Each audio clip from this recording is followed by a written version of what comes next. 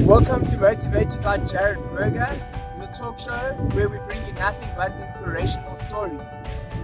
I'm your host for today, and today we have with us Loyiso, and this is a very exciting moment for us because a few weeks ago I ran into Loyiso and she asked me what's happening with the whole microphone thing, and we were going through this whole process of establishing what I'm doing with the microphone, and she said to me that she's got a vision, and I said to her, well, the reason why I'm getting the microphone is also because I have a vision.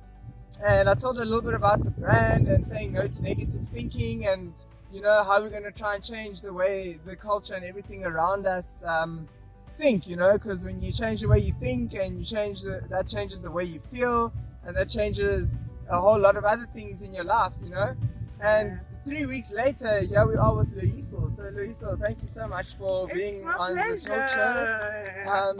Just need to also say a very big thank you coming all the way from Hamburg. Can you believe it? So I really do appreciate you being on my show. Thank you. It's a pleasure, man. I'm really very honored to be here. It's amazing, the world that we live in, everything that's just happening. Yes. Because Shame, I can feel the emotion. Yeah, we just met, and then everything every dot just started connecting. I know. I think that's the thing in life. We often doubt the pieces of the puzzle. But when you just give it a bit of time, they all start fitting in together. I love that. I love that very much. So, Loyiso, this is an amazing thing because what you guys are hearing out there today, this is the first time I'm hearing this story as well. So, let's get straight into it. Loyiso? Yeah. Tell me about this beautiful story of yours of how HIV and AIDS has saved your life. Oh my gosh. So everyone that doesn't know me, my name is Loyiso Lindani. I am the author of the book titled How HIV Saved My Life. Beautiful. Which is a book that is independently published by me through my company. So it's an autobiography. So it just details my life from childhood up until now. Because I went through a period of introspection. Okay. Where I was just reflecting on my life and the things that I had done that led me to ultimately being infected with HIV. Okay. So I was diagnosed with HIV in 2006, and I was 5 months pregnant at the time when I got my diagnosis. I before that I had not been getting tested because I was living la vida loca, one of those people live young, die free type. Each day it's your last. Yeah, yes. so it was that. Yeah. And boom, pregnancy, and then responsibility. So then that's when I decided that I need to go and get myself tested. Completely different turn in life. Yeah, transform my life completely, because then I had this thing which now needed my whole attention and needed me to transform my life. Not just the pregnancy, but now the HIV, which I then thought was my death sentence, because back at that time, a lot of people were dying from HIV and AIDS related illnesses. Right. So I thought I was gonna live for 3 months, and then after that, then I thought it was gonna be the end for me, because it was happening that people that had been diagnosed would die quickly thereafter. So I thought that I was gonna be the same too, until a friend of mine motivated me, and she was like, "No, there's this other lady that I know, and she's been living with HIV for 10 years. You can do it too. I believe in you."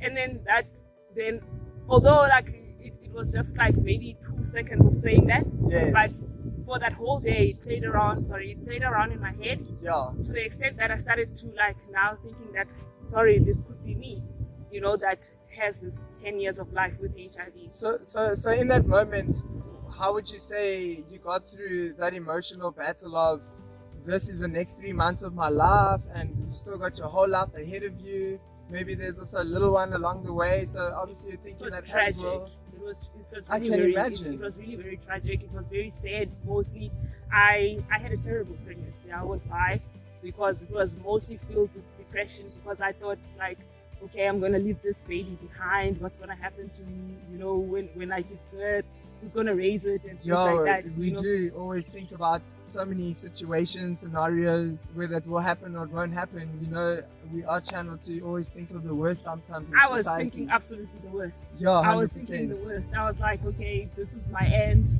I need to prepare for my death. So then you connected with that friend. She gave you, like, I would say, a bit of light, you know, in terms of, you know, this isn't the end of your life. If anything, it's just something that's going to give you a better story to tell, because now I know for myself, I've grown up with a couple of medical conditions. I had 3 life-threatening illnesses growing up in my life. And although I was a very sporty kind of guy, I never ever told anyone about that. And it's crazy thinking back now how society really started controlling you at such a young age, because I didn't tell anyone about my conditions that I was going through with my immune system problem and my sleeping narcolepsy, and then a colon issue to throw on top of that. I never ever told the teachers or my friends or anything about that, because I didn't want to feel like if I had achieved whatever I did, that would be taken away from me, or people would start feeling sorry for me. And you know, going back to what you were saying, I think that's a beautiful thing. Just the whole title of your book, you know, how HIV has saved my life. It didn't start beautifully, though. I'll tell you for free. Most of the time it doesn't. It didn't Most start of the beautifully. time it doesn't. It started very tragically for me, you know, and I lived moment to moment, day to day. And when I got tested, the doctor said that my CD4 count was high, and I at the time, you only started taking ARVs when your viral load was at a certain point. Yes. So I didn't qualify at the time to start taking ARVs. So basically, I lived on multivitamins for like 5 years of my life. Yes. And I was in secret, like I was in hiding, because I wasn't open about living with HIV. So I was just like, it was something that I was keeping inside of me until I fell sick. I started to lose weight, and I needed to like go and get checked out. Yes. And I was very, very sick. And when I got there, I just, because I was with the nurse by myself there, and I just thought, look, instead of just beating around the bush, just go straight. And I just told her, look, sometime years ago, I got tested, and I think I'm sick now because of HIV. And she was like, thank God for telling me, because I was going to treat you for flu and send you back home. So they put me on ventilators, oxygen, they gave you the whole injections and everything. Yes. And then when they took my bloods, then they found out that my CD4 count was very low, and my viral load was high. So that's why I was getting sick, and they told me that I needed to be put on antiretrovirals. Right. So then I started taking antiretrovirals, and then started being open about it, even with family. So on that topic of being open about it, that's the amazing part of the story, because now you have written a book, and you can, so to all the viewers out there, so openly say, you know, HIV has saved my life. So what was the turning point? When did you get to the stage in, okay, I've got this problem, I'm dealing with the problem, I'm dealing with all the repercussions of what other people might think or might not think, and what was the game changer where you thought, actually, you know what, I'm going to embrace this, because I know exactly how you feel at the end of the conditions that I was going through. I thought, you know what, actually, that's what makes me a little bit different from everyone else, is that now we have a powerful story to tell because of what we've gone through. What was the changing point? I was facing a lot of rejection from my friends. I didn't know that my friends had issues with me being infected with HIV.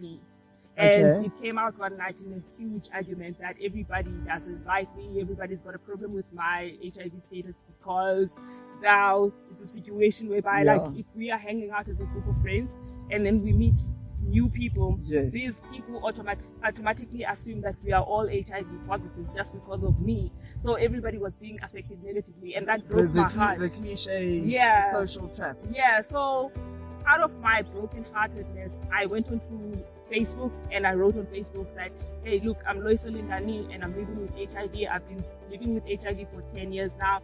And I was doing that because I was just saying, look, this is me. Accept me for who I am, or just like be out of my life if you want to, because I can't change the fact that I'm living with HIV. I'm taking antiretrovirals, and that's the best that I can do.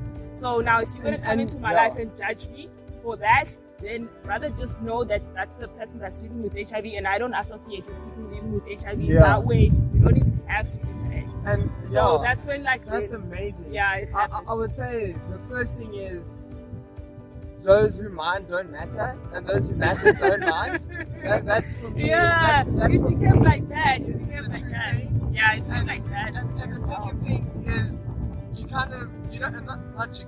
don't need those people in your life anyway, because the world is sad enough. We need people that can build ourselves up, and you see, like, make you feel better about yourself, Yeah, make you totally. feel accepted and accept each other for who you are. And I agree with you completely. So Yeah. for me, after posting on Facebook about my HIV status, the reception was amazing. I had a lot of people coming to me, like supporting me, saying, you know, just we when love you thought you. you're alone, You know, you're not. yeah, we love you, we support you, and I felt so much love. And then that's when like the media then came. And we do love you. Thank you. As weird as But that sounds, it's really the first time we've ever spoken for more than 5 minutes. But you know, I love you, and there's so many other people that do love you, and we Thank accept you. you for who you are, because we understand that nobody is perfect. Nobody is perfect. So And then yeah. that's when then after that then I started to write a book, and a lot of very challenging things that were happening. I wrote about them in the book. Of course, because it And reflects back on basically- everything you've gone through. Yeah, the transformation was about me taking responsibility for my actions. Okay. I take full responsibility for my actions that led me to being infected with HIV. I acknowledge the choices and decisions that I made. I don't blame anybody. I don't put anything on anybody. I take full responsibility for it. I have huge So- respect for you for saying that. It had to take me accounting for my actions and saying I put myself in these situations and looking at the situations that led me to take those decisions, because I was Yes. influenced by a lot of things that at the end of the day I was like, okay, these are things I don't want anymore in my life. These are things that Right. affect my mental health. 100%. You know, these are things that give me depression and anxiety, and this is all what I Just don't the want. whole process of Yeah, elimination. and this is what I want for my life. So That go is so more to the beautiful. direction of what I want towards my life. So the inspiration, it wasn't so much that I was trying to inspire people. It was just me acknowledging The what fact I that This is did. what I've done, take full responsibility, and going through that rough patch, and then actually realizing something that you can embrace. So that's beautiful. What would you, if I had to say to you, if you had advice for anyone out there, be it young children or our age group of people, Dude, what advice would you give them, whether they're coping with medical conditions or not? Because I would say I respect your life advice, because I Yeah. know you've gone through a lot, and that's Dude. why this is such a beautiful thing here today. Thank you. Well, be kind to yourself.